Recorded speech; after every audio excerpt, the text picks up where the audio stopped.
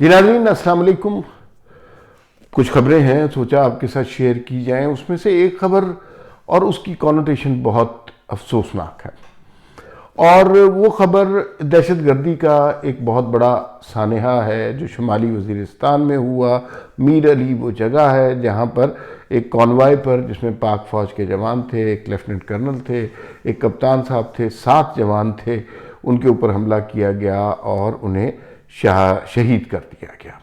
ज़ाहिर है फोर्सेस ने फिर उसके बाद कार्रवाई की, दहशतगर्दों को जहन्नुम वासिल कर दिया गया।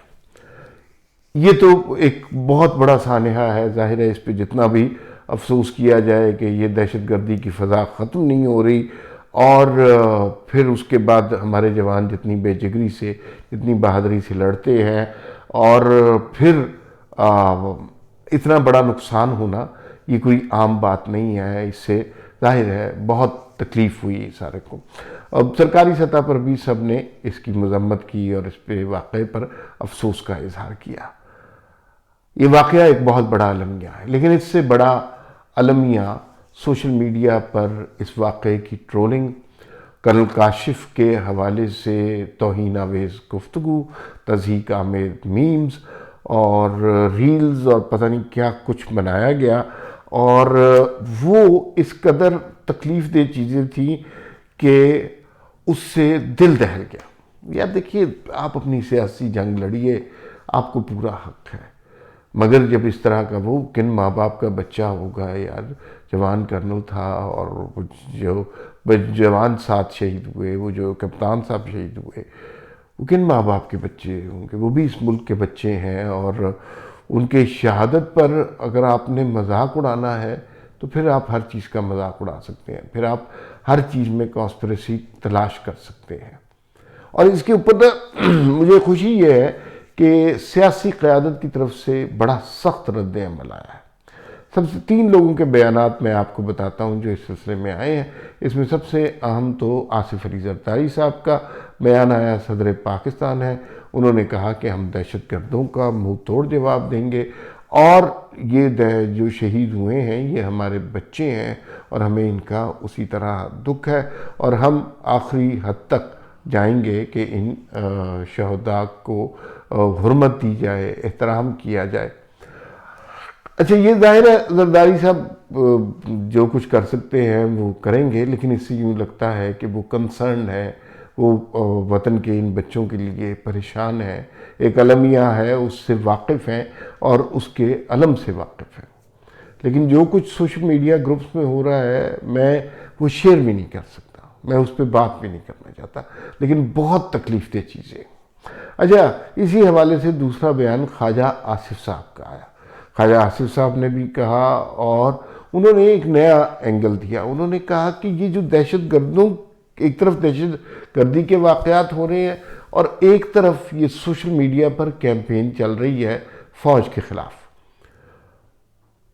तो उन्होंने कहा कि इन दोनों चीज़ों का आपस में राब्ता है, ये मरबूत है, ये किसी प्लानिंग के तहत इस तरह हो रहा है कि उधर धमाका होता है, उधर पहले से मीम्स तैयार होती हैं, पहले से एक प्रोपेगेंडा यूनिट तैयार होता है जो इस तरह की हरकतें कर रहा होता है, और ये काफ़ी तकलीफ दे चीज़ है, ये नहीं होना चाहिए था, लेकिन ये हो रहा है, और रोज़ हो रहा है, तमाशे हो रहे हैं, और अपनी बुनियादों को, अपनी सरहदों को खोखला करके कुछ लोग खुश हो रहे हैं।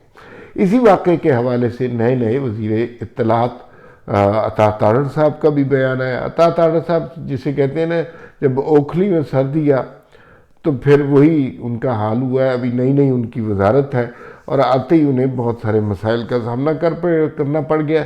पहले एक खातून जो MNA बन गई, मरियम इकराम के हवाले से इल्ज़ाम उन पर आयद होता रहा, फिर PTV के कुछ होस्ट के हवाले से कि वो तो मरियम नवाज़ को बहुत बुरा भला कहते रहे हैं, और फिर उनको इतने बड़े बड़े पैकेजेस पे कैसे रख लिया, तो ये उनके ऊपर आफत पड़ी। लेकिन ये जो बयान उन्होंने दिया वो काफ़ी अच्छा बयान है, और उन्होंने वाज़े तौर पे कहा कि ये जो शहदा की तौहीन है ये PTI के ट्रोल्स ब्रिगेड कर रही है, और इसमें उन्हें उनके बयान के मुताबिक कोई शुबा नहीं है, और ये उन्होंने PTI पे इल्ज़ाम धर दिया है। मुझे यूँ लगता है कि इसमें सिर्फ PTI नहीं है, PTI की बैक पर कुछ मौजूद ऐसे अनासर हैं जो पाकिस्तान में बैनुल-अक़वामी ताकत के खेल का हिस्सा हैं और वो इसमें कुछ बिगाड़ पैदा करना चाहते हैं इस रियासत के खद्दो-खाल में। अच्छा, ये हो गया। लेकिन एक अब इस बात हो रही है तो अभी हमने गंडापुर साहब की कल मुलाकातें, 2 मुलाकातें हुई और वज़ीर आज़म पाकिस्तान ने जब उन्होंने देखा कि ये थोड़े से तमीज़ से बैठे हुए हैं तो उन्होंने कहा कि मैं अपने खुसूसी ताल्लुकात इस्तेमाल करके आपकी इमरान खान से मुलाकात करवा देता हूँ।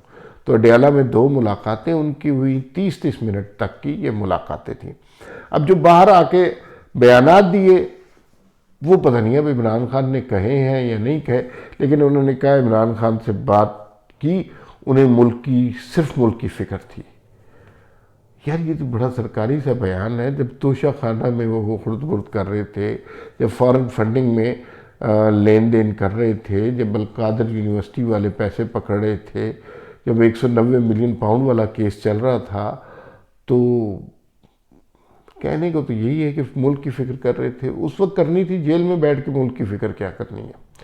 दूसरा, एक बात हमने नोटिस की है कि उन्होंने, इमरान खान ने ये कहा कि आप वफाकी हुकूमत से गुफ्तगू जारी रखें और ज़ाहिर है सूबे के मसाइल हैं तो उनके मसाइल के हल के लिए जारी रखें गुफ्तगू। तो इमरान खान की बात नहीं लगती। वो तो किसी से भी गुफ्तगू करना अपने अलावा बेइज्जती समझते हैं। तो वो जो है काफ़ी अजीब सा बयान लगता है कि ये इमरान खान का बयान नहीं हो सकता। असल में इमरान खान जिस सूरत हाल में है ना, मुझे बात का शक पड़ता है बहुत सी बातें इमरान खान की नहीं है लेकिन इमरान खान के नाम से चला दी गई। जैसे मैं आपको बताऊं, ये जो खातून MNA है जो नून लीग वाली, इनके बारे में भी कहा गया कि नवाज शरीफ से जब बात की गई तो कहा गया कि सर ये उनकी हैं। अच्छा, ये किसी का भी इल्ज़ाम किसी पे लगा दिया जाए। नवाज शरीफ ने पता शता कराया तो उनकी नहीं है, उन्होंने कुछ कहा ही नहीं। इसी तरह मुझे यूँ लगता है कि PTI में जो लोग अंदर जाते हैं इमरान खान से मिलने, वो फिर बहुत सारी बातें अपनी तरफ से लगा देते हैं कि जनाब ये खान साहब ने कहा है। मुझे बहुत सी बातें खान साहब की लगती नहीं है कि खान साहब इतने अमन वाले लहजे में बात कर रहे हैं कि नहीं हमें मुल्क की फ़िक्र है और ये जो है हालात ठीक होने चाहिए और अब आप मुलाकातें करें वफाक के साथ और मिल के चले। ये खान साहब की बात। खान साहब तो जलाओ गिराओ, फांसी पे लटका दूंगा, शलवारें उतार दूंगा और इस तरह की बातें करते हैं ना खान साहब। तो खान साहब अगर नरम पड़ गए तो उनकी सियासत ख़त्म हो जाएगी, लेकिन जेल में हो सकता है नरम पड़ गए हो। खैर, 2 खबरें और हैं। एक तो ये है कि एक कहीं गौर किया जा रहा है, ये खबर मैंने पढ़ी, मुझे बड़ी हैरत हुई। गौर किया जा रहा है कि IMF के साथ जो मुआहिदा हो रहा है उसकी मॉनिटरिंग का काम वज़ीर आज़म को दे दिया जाए। यानी वज़ीर आज़म को एक नौकरी मिली हुई है, उसको एक और नौकरी दे दी जाए और वो नौकरी जो है उसमें वो करें जनाब के वज़ीर आज़म साहब, हमारे पास अब बस यही इख्तियार रह गया, हमारा वज़ीर आज़म IMF के मुआहिदे के ऊपर लाठी पकड़ के, जैसे नहीं होता पुलिस वाला वो थाने के बाहर खड़ा होता है, तो वही वाली हालत है। हमारे वज़ीर आज़म की यही हैसियत है। हम एक खुद मुख्तार मुल्क होने का अब ख्वाब ही देखते हैं, लेकिन जब आप इस सारे मुआहिदे को, इस हुकूमत को गाली देंगे, याद रखिएगा ये सिलसिला इमरान खान के दौरे हुकूमत में शुरू हुआ था। उस वक्त हम चीखते रह गए कि आप इमरान खान IMF के हाथों मुल्क को गिरवी रख रहे हैं, लेकिन इन्होंने सिर्फ हमें गालियाँ ही थी। तो खैर, एक और खबर, एमनेस्टी इंटरनेशनल ने पाकिस्तान में ट्विटर बंद होने पर तशवीश का इजहार कर दिया है। अच्छा, ट्विटर जो है वो बंद है, ट्विटर नहीं खोल रहा। जिससे ही पूछो वो कहता जी मुझे नहीं पता। वज़ारत दाखिला से पूछो, उन्होंने कहा हमें क्या पता। PTA से पूछो, उन्होंने कहा हमें क्या पता। फॉरेन ऑफिस से पूछो, उन्होंने कहा हमें। फौजियों से पूछें जो अपने ताल्लुकात वाले, वो कहते हैं हमें नहीं पता। लेकिन ट्विटर बंद है और मुसलसल बंद है, बीच बीच में कहीं खुल जाता है, जैसे कभी कभी लाइट आ जाती है। जाहिर है बंद जो कर सकते हैं उन्होंने किया, क्योंकि एक कैंपेन हमने सुना था कि ये इन्होंने लोगों की तस्वीरें लगानी है PTI वालों ने कि जहाँ जहाँ से उनके उम्मीदवार हारे, और उनकी बच्चियों की, बच्चों की, बीवियों की तस्वीरें लगाकर इन्होंने ट्विटर पर नफ़रत क्रिएट करनी थी। और उसकी वजह से अगर ट्विटर बंद है तो उससे कई हज़ार लोगों की जानें बच रही हैं। तो एमनेस्टी इंटरनेशनल को शायद इस सूरत हाल का नहीं पता, उन्होंने इंटरनेशनल फोरम पर यह सवाल उठा दिया कि पाकिस्तान में ट्विटर की जो मवासलात हैं वो बहाल होनी चाहिए। उन्हें क्या पता पाकिस्तान पर कैसे कैसे अलम गुजरे हैं। फिलहाल इतना ही, फिर मुलाकात होगी। अल्लाह हाफिज़।